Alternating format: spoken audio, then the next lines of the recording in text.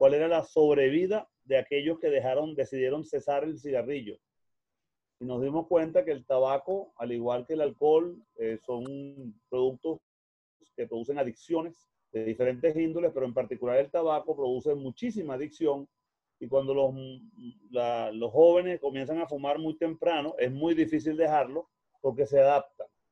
Y una de las dificultades más grandes que hay con el tabaquismo no es solamente combatir y prevenir que la gente que no esté fumando no fume, ni que los jóvenes empiecen a fumar, sino una vez que los jóvenes comienzan a fumar, ¿cómo hacemos para sacarlo? Hicimos ese estudio con los muchachos de medicina, eso fue en el año 2004. Recuerdo que inclusive les pusimos hasta un premio y se les dio un premio porque era un concurso que se hacía en combinación con la Organización Panamericana de la Salud y ellos incluían un premio, nosotros conseguimos unos premios importantes y las personas que dejaron de fumar durante un mes fueron premiados y muchos de ellos dejaron de fumar después al año. Les hicimos seguimiento ya informal, dejaron de fumar. Entonces, bueno, el pronóstico de la enfermedad es una de las cosas más importantes y ustedes ven que con el COVID-19 hay muchos que hemos hecho diferentes formas de abordaje a las proyecciones de acuerdo a los pronósticos que tenemos de la enfermedad, al espectro de la enfermedad y, por supuesto, a la tasa de letalidad, que es una de las, que le llamamos tasa, realmente es una razón de letalidad que nos permite saber más o menos cuál es la posibilidad de sobrevida de los pacientes. En el caso particular de COVID-19, estamos claros que si tomamos la población general, la tasa de letalidad, hay gente que habla de 1% hasta el 5%. Sin embargo, cuando nos vamos por grupos de edad, sabemos que las personas menores de 40 años es muy raro que fallezcan. La posibilidad de fallecer se disminuye por debajo del 0,3%, mientras que a partir de los 60 años el porcentaje de morir aumenta de manera importante y puede llegar a ser prácticamente un 30-40% en los mayores de 80 años. Por eso es que la mortalidad ha ocurrido en el caso de COVID-19 casi en un 90%, o bien sea en personas que pasan de los 70 años, o bien sea en personas que tienen comorbilidades asociadas a complicaciones con el COVID. Entiéndase, hipertensión arterial, diabetes, enfisema, enfermedades cardiovasculares de otra índole y asma, creo que bronquitis, una cantidad de enfermedades y ahorita los inmunosuprimidos. Creo que en Venezuela uno de los recién fallecidos ahorita era justamente una persona menor de 50 años, pero que tenía la condición de ser un VIH positivo. O sea, tenía un problema de inmunodeficiencia que colaboró y que probablemente hace sinergia con el COVID y hay mayor probabilidad de que el pronóstico sea más fatal. Entonces, bueno, dando ese preámbulo, el día de hoy entonces comienza el grupo. Ellos tienen un material preparado, vamos a ver qué tal les queda y estamos todos oídos, ¿ok? Adelante. Ok. Bueno, como ya el profesor les dijo, vamos a hablar hoy sobre análisis de supervivencia y mi grupo está integrado por Andrea Sotelo, Alejandra Sarmiento, Valeria Santana y mi persona, Argelis Kurz. Para pasar la lámina.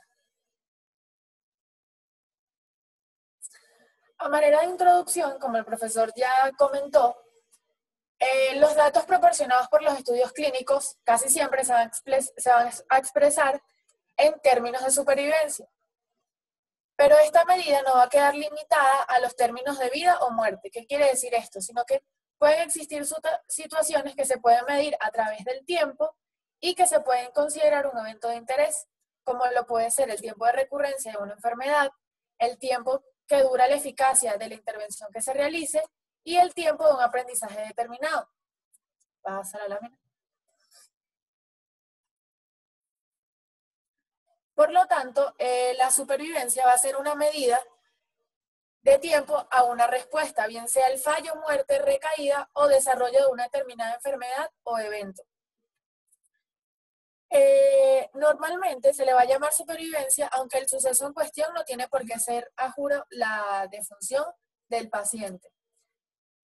Uno de los ejemplos que podemos tener es el cáncer. Como una enfermedad crónica, la supervivencia se va a medir como una probabilidad de permanecer vivo durante una determinada cantidad de tiempo. En el cáncer, la supervivencia al año o a los 5 años son a menudo expresadas como indicadores de severidad de una enfermedad y como el pronóstico de la misma. El pronóstico del cáncer se valora determinando el porcentaje de pacientes que sobreviven al menos 5 años después de que se realice el diagnóstico. Ahora, en los conceptos básicos, tenemos que tener en cuenta que en el momento en el que se empiece a realizar el estudio, la observación del paciente se va a iniciar al realizar el diagnóstico, y esto es lo que vamos a denominar tiempo cero. Va a continuar hasta la muerte o hasta el tiempo de seguimiento, hasta que el tiempo de seguimiento se interrumpe, y esto puede darse por varias razones. Primero, que el paciente decida no participar más en el estudio y lo abandona. Segundo, que el paciente se pierde y no tenemos más información sobre él, o que el estudio termina antes de que suceda el evento que estamos esperando, bien sea que desaparezcan los síntomas, por ejemplo. Pásalo, Val. En las observaciones incompletas, estas las vamos a denominar censuradas, porque el evento de interés no se ha producido, ya sea porque, como se mencionó antes, el estudio se finalizó antes de que la aparición del evento, el paciente decide abandonar, o perdemos al paciente porque se cambió de residencia, y también puede ser que el paciente fallezca y esto no tenga nada relacionado con la investigación que se está llevando a cabo. Entonces, en esta figura podemos observar que podemos tener varios escenarios, bien sea donde se inicia el estudio y el paciente vivo se sigue hasta el final del estudio y podemos ver toda la evolución que él tiene. También puede ser que el paciente se fallezca a mitad del estudio, o que el paciente se pierda porque no quiere participar en el estudio o se cambió de residencia. También es importante tener en cuenta que en un estudio los pacientes se pueden incorporar en diferentes fechas y podemos tener de igual manera el mismo escenario, que el paciente fallezca o que se desaparezca o sencillamente entró a mitad del estudio pero logró llegar cuando se finalizó el estudio. Ya puedes pasar la lámina, ¿vale? Entonces, ¿cómo vamos a definir el tiempo de supervivencia? Como el tiempo transcurrido desde un acontecimiento o estado inicial hasta el estado final. Esto tiene que estar marcado de una manera exacta, bien sea con la fecha en la que se produjo el evento a estudiar. Puede ser por la fecha de diagnóstico de la enfermedad del paciente, o si se está evaluando una intervención quirúrgica, la fecha de esta intervención, o en pacientes con cáncer, el inicio de la radioterapia o quimioterapia. El acontecimiento o sucesos estudiados también debe estar perfectamente definido para poder determinar exactamente la fecha del mismo. Este evento está casi siempre asociado a la muerte del paciente, pero no tiene por qué ser así, ya que puede hacer referencia también a la fecha de alta, la fecha de remisión de la enfermedad, la fecha de recidiva, la fecha de recaída o fallo. En la última observación se deben registrar dos variables fundamentales. La primera es el estado del sujeto al momento de la intervención y la segunda es la fecha de la información de dicho estado. Por lo tanto, el periodo de tiempo transcurrido entre la fecha de entrada al estudio y la fecha de la última observación o contacto, que se conoce como tiempo de participación en el estudio. Si el paciente fallece, podemos tener como fecha de defunción calcular el tiempo de supervivencia. Si el paciente está vivo a la fecha de la última observación, se podrá calcular el tiempo incompleto o censurado aportado por dicho paciente. Los factores que van a modificar la supervivencia de un paciente pueden ser o variables fijas, como lo son el sexo y los factores genéticos, o variables que se pueden modificar con el tiempo, como es la intensidad, la exposición a una dieta, los cigarrillos día, las intervenciones o tratamientos y la recurrencia de dicha enfermedad, como en el trabajo que el profesor nos envió del tabaquismo. Los requisitos necesarios para poder realizar un análisis de supervivencia bien hecho van a ser básicamente tres. A, definir apropiadamente el origen o el inicio del seguimiento, bien sea, como expliqué antes, si es el diagnóstico o si es el inicio de radioterapia o quimioterapia o la fecha de la intervención quirúrgica. B, debe definir apropiadamente la escala del tiempo que se va a trabajar y definir apropiadamente el evento que queremos ver a nivel de la supervivencia. Y pasa la lámina. Y aquí tenemos un esquema general de un estudio de supervivencia donde tenemos la fecha de inicio del estudio y la fecha del cierre, en el cual vamos a tener la fecha de entrada, que sabemos que puede ser distinta para cada paciente, y hasta la fecha de la última observación. Eso es lo que se va a llamar como tiempo de supervivencia. Si el tiempo, como dijimos, el paciente se retira a mitad de la observación, vamos a tener un tiempo incompleto que va a ser perdido, o podemos tener que es cuando el paciente fallece, o podemos tener un tiempo incompleto, pero es cuando el paciente se retira vivo. Y todo esto hasta la fecha del cierre va a ser la duración del estudio del análisis de supervivencia.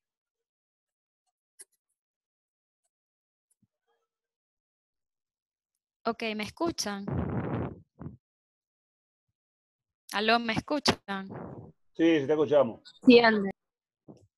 Ok, ahora yo les voy a hablar sobre las limitaciones y precisiones que puedan tener los datos. Ahora, estos datos pueden estar sesgados por censuras o truncamientos. ¿Qué son las censuras? La génesis de censuras significa cuando hay una pérdida del seguimiento. No, la anterior, ¿vale? Cuando hay una pérdida de seguimiento o fin de estudio. ¿Y cómo sería la génesis de truncamientos? Cuando hay una entrada al estudio, el cliente entra, pero después del hecho que define el origen, es decir, después del inicio como tal de lo que se está estudiando. La siguiente, Val.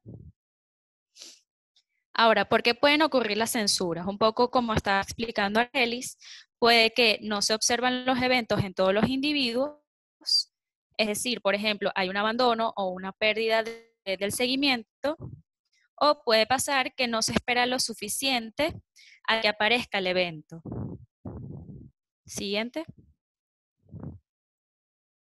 Aquí podemos ver, por ejemplo, como en el primer paciente, el evento ocurre. En el segundo paciente, sin embargo, el paciente se sale, por lo tanto sería censurado. Y en el quinto paciente, el paciente muere por otra causa diferente a lo que se está estudiando y por lo tanto eso se considera un sesgo censura. Siguiente. Los truncamientos ocurren cuando no se observa la ocurrencia del origen en todos los individuos. Siguiente.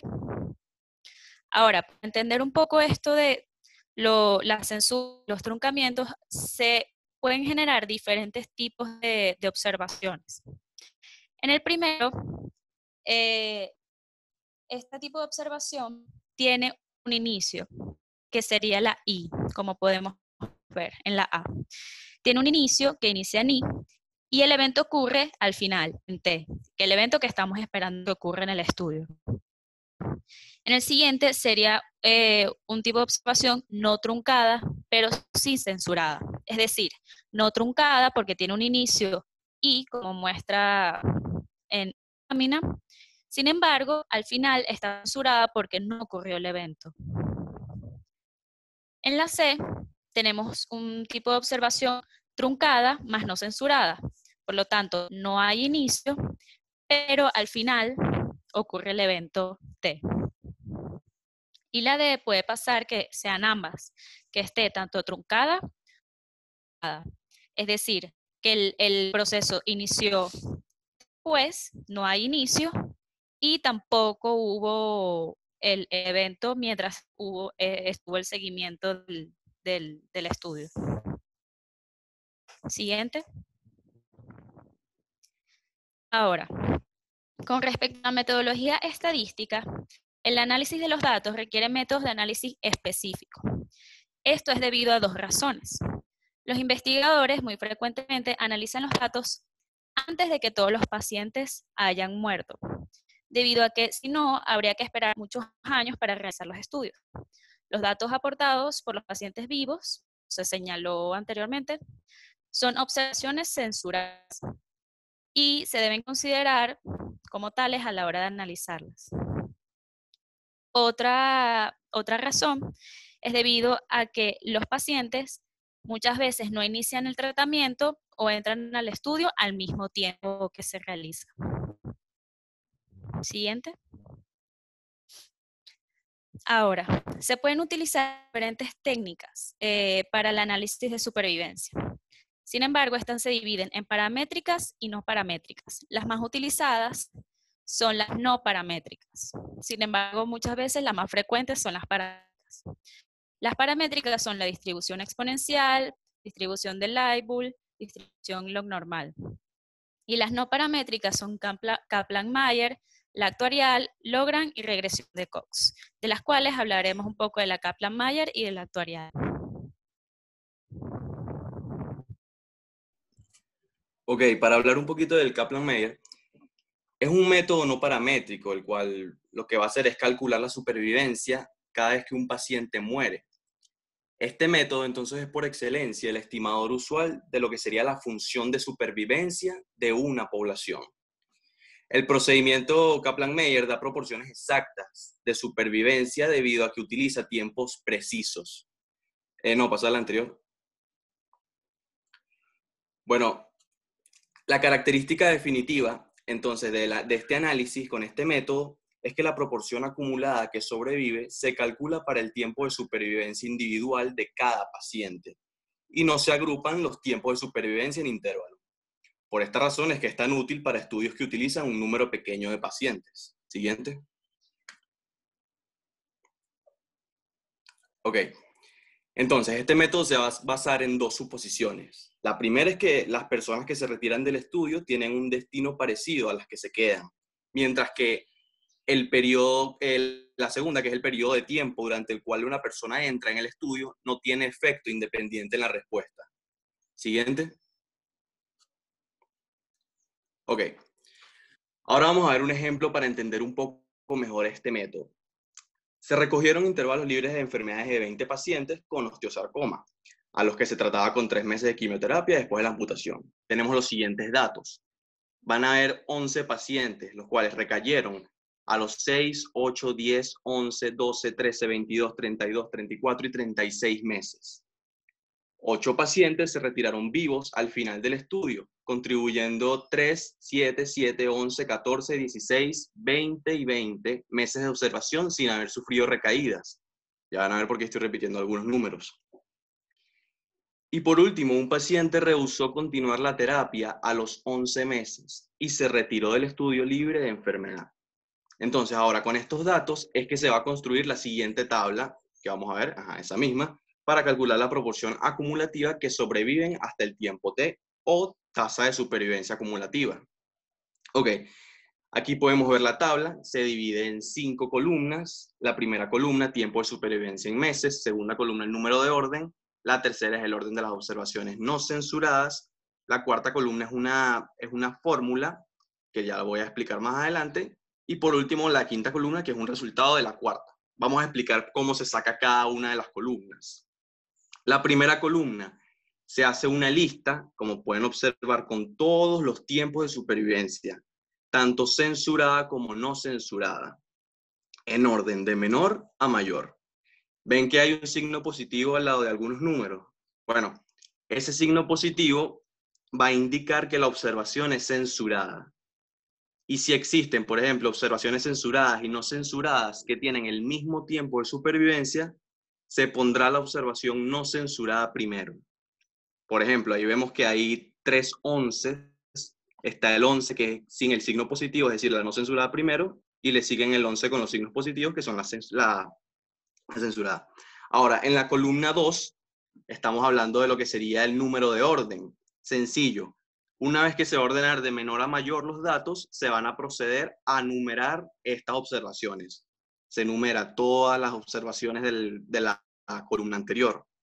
En la columna 3, simplemente se va a colocar el número de orden, que en este caso es el rango, de las observaciones no censuradas. Importante, solo de las no censuradas, que en este caso, bueno, estaríamos hablando de lo que serían las recaídas. Entonces, por ejemplo, Recuerden que las no censuradas son las que no tienen el signo positivo. Tenemos el 2, el 5, el 6 y así sucesivamente. Y recuerden también que se coloca es el número de orden, no los tiempos de supervivencia. Ahora, la columna 4, ya estamos casi terminando, se va a calcular la proporción de pacientes que sobrevive a cada intervalo. Eso es lo que hace esta fórmula.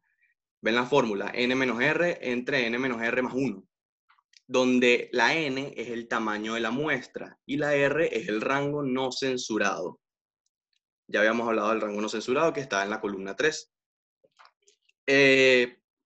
Esta columna va a calcular la probabilidad de supervivencia para cada uno de los tiempos.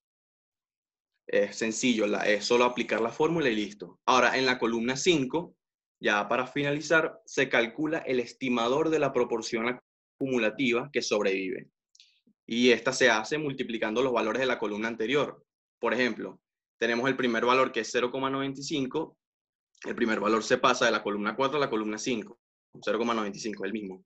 Ese 0,95 de la columna 5 se va a multiplicar por el 0,94 de la columna anterior de la columna 4 y va a dar como resultado el 0,89 que tienes en la columna 5. Es sencillo de sacar.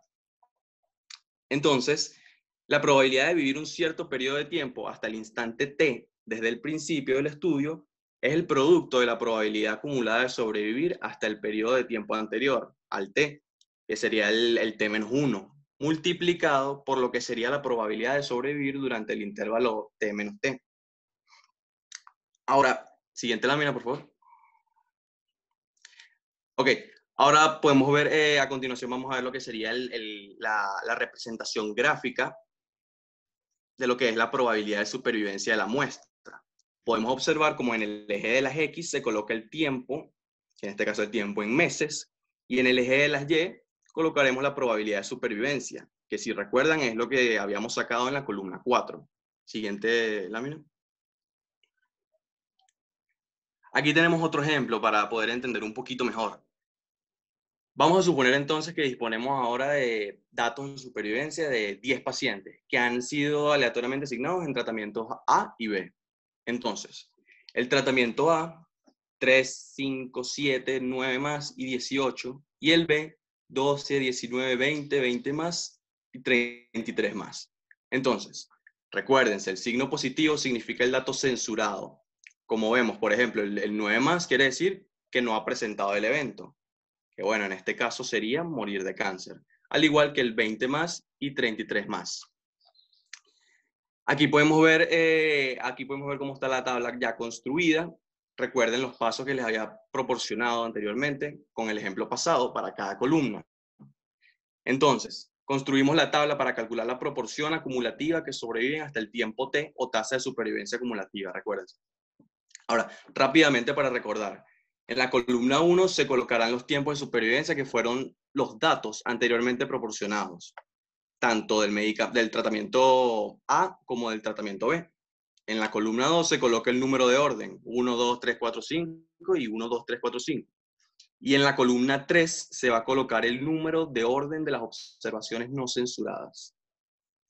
En la columna 4 simplemente se toma el tamaño de la muestra y el rango no censurado se coloca en la ecuación y se resuelve, sencillo.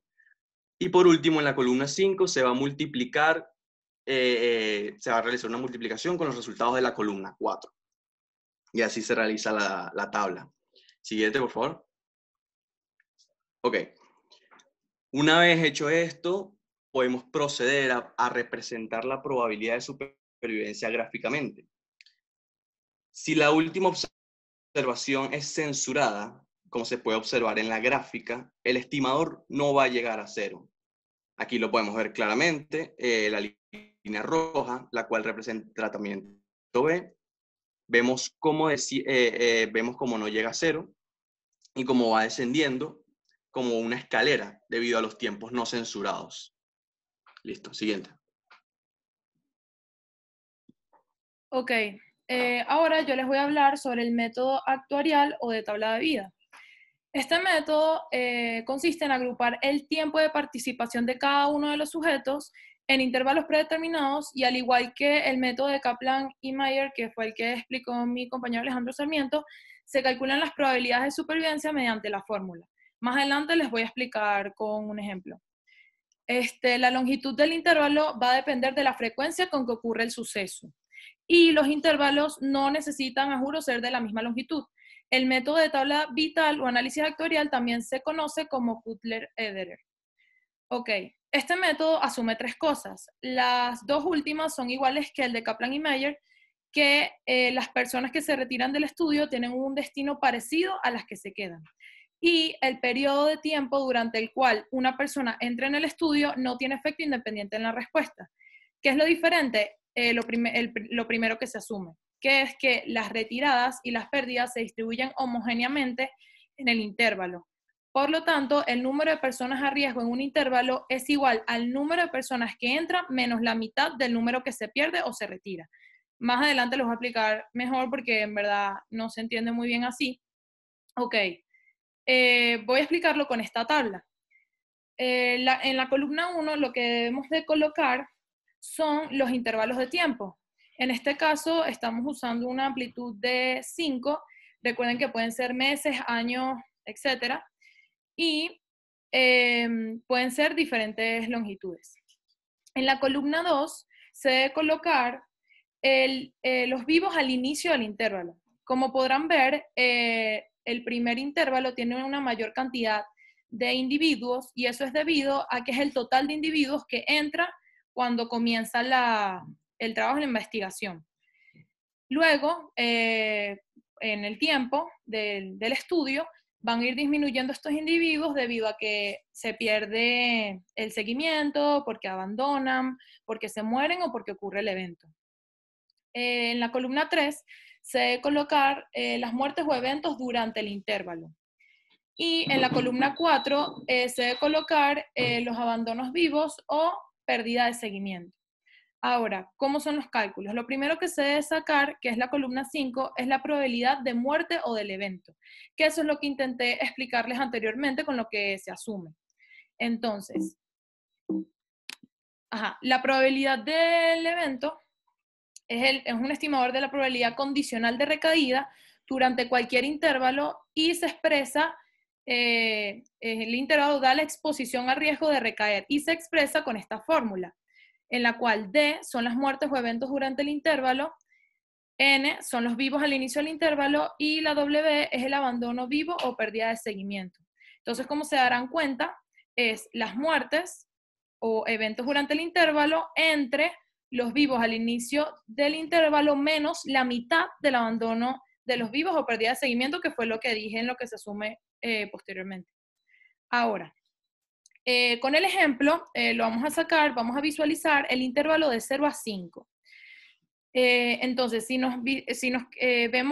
vemos el intervalo de 0 a 5 con la fórmula, primero se colocaría las muertes o eventos durante el intervalo en ese periodo, que sería 731, entre los vivos al inicio del intervalo, que sería el total de individuos, 949, menos el abandono vivo o pérdida de seguimiento, que serían 18.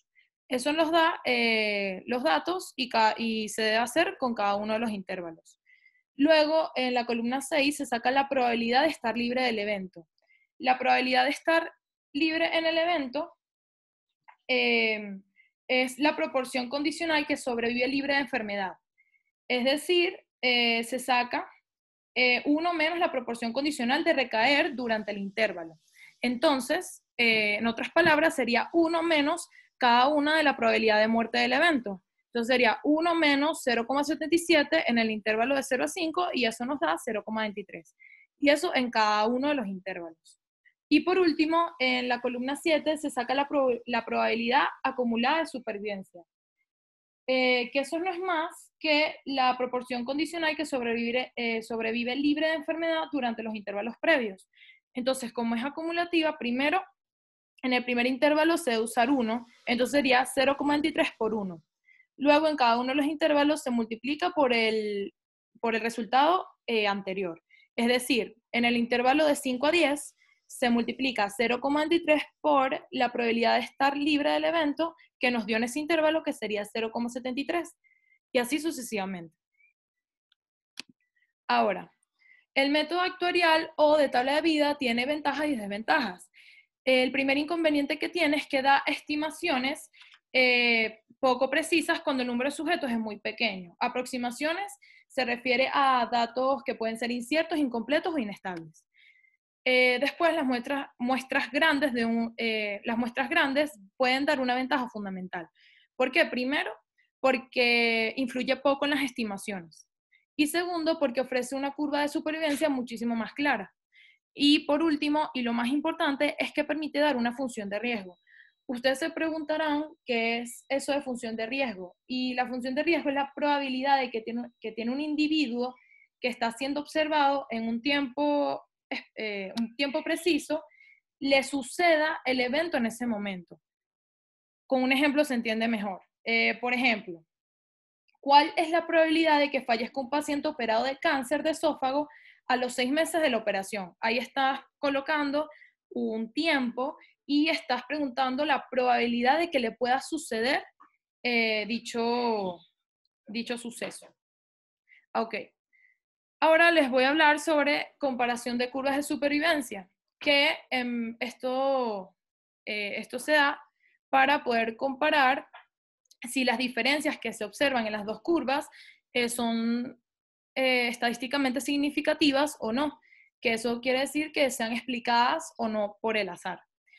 Y para esto debemos usar un test estadístico.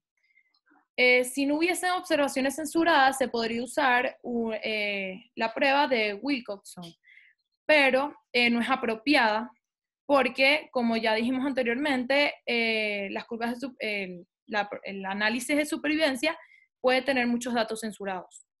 Y también la prueba de test students para datos independientes no se debe usar porque esta necesita una distribución normal y los tiempos de supervivencia no la presentan. Ahora, yo les voy a explicar la prueba de logaritmo de rango o Lagrange.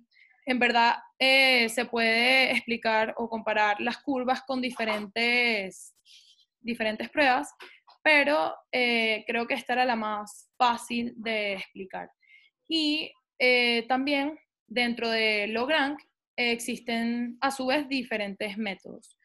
Esta prueba compara en esencia el número de eventos en cada grupo con el número de fracasos que podría esperarse de las pérdidas en los grupos combinados. Para adelantarles, se usa la prueba de chi cuadrado y así se pueden analizar las pérdidas observadas y las esperadas. Ahora, para el cálculo se disponen de datos de tal forma que se objetive en cada grupo y cada mes, años, etc. Y los pacientes en riesgo y los eventos presentados. Entonces, vamos a utilizar el ejemplo que usó mi compañero Alejandro Sarmiento para Kaplan y Meyer, que era el ejemplo 2, que tenía tratamiento A y tratamiento B. Bueno, lo primero que se debe colocar, que es en la columna 1, es el mes del evento, en este caso, en este ejemplo, pero recuerden que pueden ser años, etc. Luego, en la columna 2, se debe colocar los pacientes en riesgo, en tratamiento A primero, luego en tratamiento B, y por último se debe colocar el total. Después, en la quinta columna, se debe colocar las pérdidas observadas, tanto en tratamiento A como en tratamiento B, y luego el total. Ajá. Ahora, después se debe sacar las pérdidas esperadas. ¿Cómo se sacan las pérdidas esperadas? Bueno, las pérdidas esperadas se calculan multiplicando el número total de pérdidas en ese periodo por la proporción de pacientes en ese grupo. Entonces, con el ejemplo sería así. Focalicen el mes 5. Vamos a hacer el mes 5. Entonces, 1 sería el total de las pérdidas observadas, ¿verdad? Entonces, eso, por ejemplo, para el tratamiento A se multiplicaría por su proporción, que sería 1 por 4 novenos. Y eso nos da 0,44. Igual para el tratamiento B, 1 por 5 novenos. Entonces eso da 0,56. Y eso en cada uno de los meses del evento. Luego, cuando se termina de hacer cada uno, se debe colocar el total de todo. Es decir, el total de pérdidas esperadas para el tratamiento A, el total de pérdidas esperadas para el tratamiento B, el total de pérdidas esperadas para A y B, igual con las pérdidas observadas. Eso se hace para poder sacar lo que es el chi cuadrado, que en el chi cuadrado, O1 es el número total de pérdidas observadas en el grupo 1, que en este caso sería el tratamiento A. E1 es el número total de pérdidas esperadas en el grupo 1, que es el tratamiento A también. Y luego el O2 es el número total de pérdidas observadas en el grupo 2, que es el tratamiento B. Y E2 es el número total de pérdidas esperadas en el grupo 2, que es el tratamiento B. Entonces, si colocamos cada uno de los datos, como se los explica aquí en la lámina, eso nos va a dar en el cálculo 4,21. Entonces, ¿cómo sabemos si eso es estadísticamente significativo o no? Bueno, el test de chi cuadrado sigue una distribución de 1 grado de libertad y su nivel de significancia es 0,05, que eso indica un riesgo del 5%. Entonces, si nosotros consultamos las tablas de distribución, podemos ver que nuestra P es 3,841. Es decir, es menor que nuestro chi cuadrado, que fue 4,21. Eso se puede concluir que P es menor que alfa y por lo tanto las variables tienen una asociación estadísticamente significativa y por lo tanto se rechaza la hipótesis nula. Entonces, ¿qué se va a concluir? Que hay diferencia entre ambas curvas de supervivencia. Bueno, gracias a estos datos también se puede sacar lo que es el riesgo, que si colocamos cada uno de los datos en nuestra fórmula, nos da 4,21. Entonces, eso en conclusión indica que los pacientes con el tratamiento B sobreviven 4,21 veces más que los que tienen el tratamiento A. Bueno, eso fue todo. ¿Tienen alguna pregunta? ¿Aló? Bueno, felicitaciones al grupo. Realmente la presentación está muy bien hecha. El tema es muy matemático. Requiere que todos los alumnos revisen la presentación y se apoyen en los artículos que ellos van a anexar. Entonces les voy a pedir al grupo, ¿no? A Valeria, Alejandro, Andrea y Argelis, que por favor suban las referencias y la presentación a Classroom, ¿no? Para que todos tengan acceso a todo el material. ¿Está bien? Ok, perfecto. Perfecto. Entonces, bueno, le damos apertura. Hoy